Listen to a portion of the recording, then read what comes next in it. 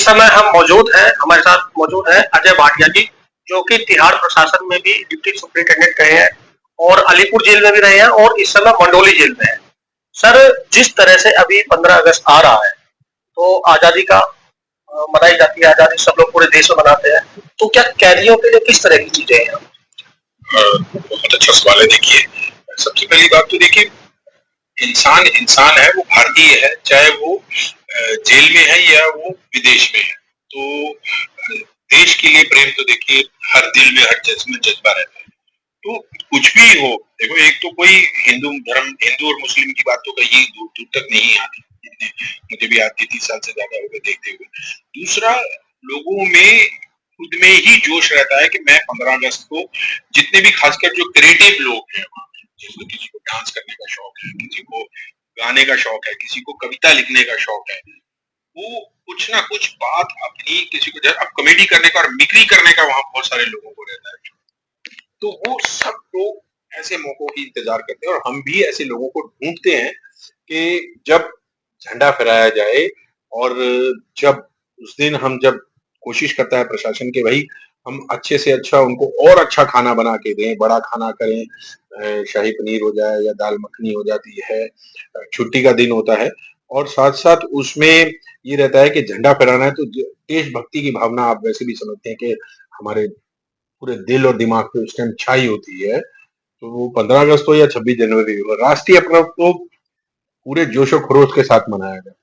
तो जब झंडा फहराने की रस्म होती है, तो उस टाइम गार्ड ऑफ ऑनर के बाद साथ साथ प्रिजनर्स को जो है वो कल्चरल प्रोग्राम भी खुद परफॉर्म करते हैं। कोशिश यही होती है कि ऐसे क्रिएटिव लोगों को लेके अंदर ही कुछ कार्यक्रम कर लिया जाए। आने को तो बाहर से भी बहुत सारे लोग जो कलाकार हैं, वो कैदियों के मनोरंजन के लिए उनके लिए आना चाहते हैं, कोशिश भी होती है, मगर हमारी प्राथमिकता ये रहती है, खासकर मेरी तो ये रहती है कि अंदर ही के जो प्रिजनर्स हैं उनके साथ कल्चरल प्रोग्राम करा के एक मनोरंजक कार्यक्रम रखा जाए, सो दैट के जो एक देशभक्ति का दिन है वो हम देश के नाम से समर्पित करें। सर, देखा गया है आप भी बहुत सारी क्रिएटिव चीजें करते रहते हैं, जैसे तिहाड़ प्रशासन में भी रहे, तो ऐसे कुछ कैदी भी हैं जी जिनको लिखने का शौक था या पेंटिंग का शौक था, तो उनका मतलब किसी आर्टिकल में छपा हो या किसी तरह से किसी मैगजीन में छपा हो, इस तरह की चीजें भी कैदियों के लिए सहूलत है कुछ? देखो, मैंने 33 साल हो गए कपिल जी निकालते हुए। मेरा फोकस हमेशा रहा ऐसे लोगों पे रहा कि जो क्रिएटिव हैं, चाहे वो स्टैम्प्स कलेक्शन करते हैं, चाहे वो कुछ कटिंग कलेक्शन करते हैं, चाहे वो लिखते हैं। बहुत साल पहले की बात है, मैं जब नया नया गया था, तो मुझे याद है कि 4 नंबर जेल में एक दिन मैं रात में था। तो रात को नाइट ड्यूटी करते हुए मैंने क्या देखा कि दो लड़के थे, वो उस टाइम ना जेल में लिखने के लिए पोस्ट कार्ड मिला करते थे, अब बंद हो गए पोस्ट कार्ड, नहीं, अब फोन कर सकते हैं। तो वो हफ्ते में 2 दिन पोस्ट कार्ड लिखने की सुविधा थी इनमेट्स के लिए। तो वो क्या है कि वो एक पोस्ट कार्ड के ऊपर दो ही तरह की रीफल लेके बैठे हुए थे, उनके पास थी लाल और नीले रंग की। तो वो उससे पोस्ट कार्ड पे कुछ बहुत ही अच्छी कलाकारी बना रहे थे, चित्रकला। तो मैंने देखा रात को करीब 2 बज रहे थे, मैंने कहा भाई दिखाओ ये क्या कर रहे हैं। तो वो डर गए, को लगा यार पोस्ट कार्ड खराब कर रहे हैं, ऐसा कुछ है, रात को जाग रहे हैं तो सुबह तो बहुत मुश्किल होगी, बड़ी माफी मांगते रहे। मैंने कहा नहीं ऐसा कुछ नहीं है, लाओ दिखाओ पोस्ट कार्ड। मैं लिया और लेके आ गया। और सुबह जब जेल खुली 7 बजे तो मैंने उनको बुलाया, तो बड़े वो सर गलती हो गई, माफी मांगते हैं, हम आगे पोस्ट कार्ड खराब नहीं करेंगे। मैं कहा नहीं, तुम अपना ये टैलेंट पोस्ट कार्ड पे क्यों खराब कर रहे हो? अगर तुम्हारे में इतनी रचनात्मकता है, और यकीन मानिए कि उनको ढूंढा वो खुद ही निकल के आए, इसे हीरे तो हैं। तो बाद में उन्होंने जेल के अंदर उसके बाद बहुत अच्छी अच्छी मूर्तियां बना के दी, गमले बनाए और बहुत सारी पेंटिंग्स दीवारों पे करके दी। तो हम खुद ढूंढते हैं अंदर, और मैं तो खुद आज भी लगा हुआ हूँ, जैसे मोबाइल्स पे अब तो टेक्नोलॉजी आ गई, तो मोबाइल्स पे और सोशल मीडिया पे इधर उधर जो बहुत अच्छी इमोशनल पिक्चर्स आती हैं, मैं कलेक्ट करके एक अपना कलेक्शन रखा हुआ, तो जिस किसी जेल में भी जाता हूँ तो उनको देता हूँ कि यार दीवारों पे ये स्लोगन्स लिखो। तो अगर वो पढ़ेंगे खासकर, तो भी अच्छा लगता है। जैसे अभी पिक्चर आई थी एक उधम सिंह के ऊपर, तो वहां उसमें एक बड़ा अच्छा डायलॉग था कि उधम सिंह जो है वो विकी कौशल अपने वकील से पूछता है कि कहता है कि जवानी जो है वो ऊपर वाले का दिया हुआ एक तोहफा है, तो मैं ऊपर वाले से जाके पूछूंगा जब फांसी होगी तो क्या मैंने वो अपना जीवन इस्तेमाल किया या तोहफे का इस्तेमाल किया या जाया किया। तो ऐसे ही जो इमोशनल डायलॉग्स हैं या और अच्छे सेलिब्रिटीज के जो पिक्चर जो मीनिंगफुल हो वो कोशिश करके दीवारों पे लिखवाओ, सो दैट प्रिजनर्स आते जाते कहीं पढ़ेंगे, कुछ तो अच्छा उनके दिमाग में डाला जाए। आप बस गंगा है तो साफ करनी है, तो आप ये मत सोचिए कि किसी ने 1 लीटर डाला या 10 लीटर दूध डाला।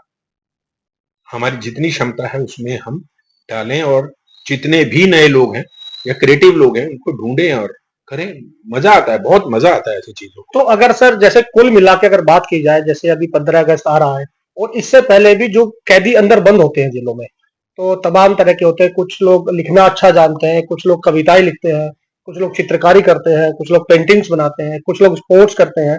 तो इस तरह की फैसिलिटी उन्हें जेल प्रशासन में 15 अगस्त पे ही दी जाती है या उससे पहले भी इस तरह क्रिएटिविटी वो करते रहते हैं? नहीं, ये तो देखो लंबा चलने वाला, साल भर चलने वाला प्रोसेस है। आप खेल कूद में रहिए, योगा में रहिए, मेडिटेशन में रहिए, आप जो आप में रचनात्मकता है आपको अब कितने ऐसे हैं जो लोग आते हैं जिनको पेंटिंग्स खुद नहीं आती थी कुछ। अब मुझे यकीन मानिए कि मुझे सबसे ज्यादा डर स्कूल टाइम में ड्राइंग के पीरियड से लगता था। मैं बोला इतना इंग्लिश और मैथ से नहीं डर लगा जितना ड्राइंग से लगता था कि ड्राइंग में क्या बनाएंगे, इंग्लिश में तो फिर भी आप कुछ करके लिख लेंगे। अब यकीन मानिए कि जब मैं बात है कि करीब करीब बहुत स्ट्रेस में रहता था, 1 नंबर जेल में था मैं करीब 95 से 98 तक, तो कहीं जाना ही नहीं होता था, दिन भर बैठे हैं तो क्या करूं। तो वहां मैंने अपने स्ट्रेस को दूर करने के लिए एक आइडिया ढूंढा कि मेरे पास आर.के. लक्ष्मण के एक अखबार में कैरिकेचर संडे के संडे आते थे।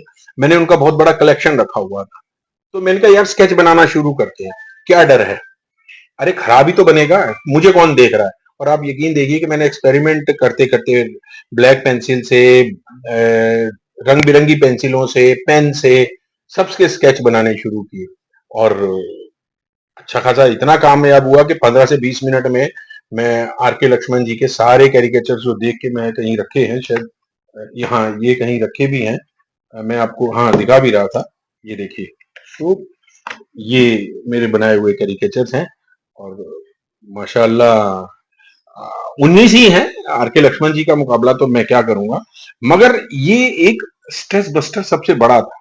तो ऐसे ही 2 साल पहले एक जेल में बैठा हुआ था, तो शाम के टाइम जब रिहाई कर रहा था तो एक आया, बोला सर एक लड़का है उसने 50 से ज्यादा कविताएं लिखी हैं और देशभक्ति की बड़ी अच्छी कविताएं लिखी हैं, वो आपसे मिलना चाहता है, आज वो जा रहा है।